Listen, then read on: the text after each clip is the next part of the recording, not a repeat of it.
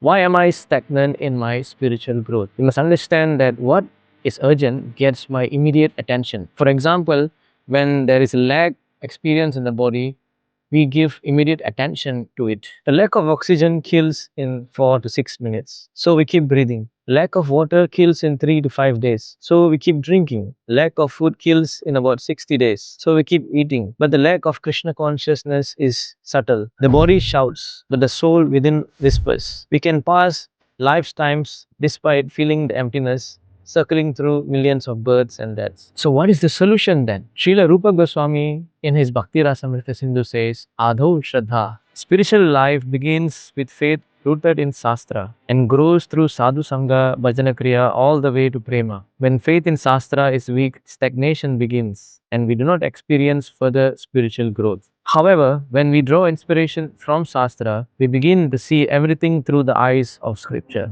Shastra Chakshu. By seeing through the lens of Shastra, we will be getting newer and newer tastes in our bhakti, and this newer taste keeps us from getting stagnated. When we are more deeply connected to Shastra, through Shravanam Kirtanam, through hearing and chanting, in the association of devotees, our vision of life becomes Krishna consciousness. We will see Krishna in every step of our life. For example, if you're losing breath or even when you're breathing, you remember this verse from the Bhagavad Gita. Jivanam Sarvabhutanam, Krishna is the life of all beings. When thirst arises, we remember Bhagavad Gita 7.8, Rasoham Apsu Kaunteya, Krishna is the taste of water. When we feel hungry, we remember this verse, Bhagavad Gita 3.14, Anad Bhavati Bhutani, all beings live by food sent by the Lord. The body's urgent alarms becomes a trigger for remembering the Lord. As we draw from Shastra, a fresh taste in bhakti keeps arising, and that higher taste dissolves stagnation. A materialist sees lack as misery,